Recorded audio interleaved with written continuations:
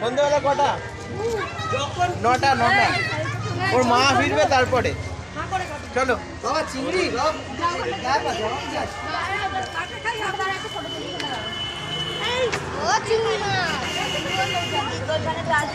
এদিকে তাকাও, এদিকে তাকাও।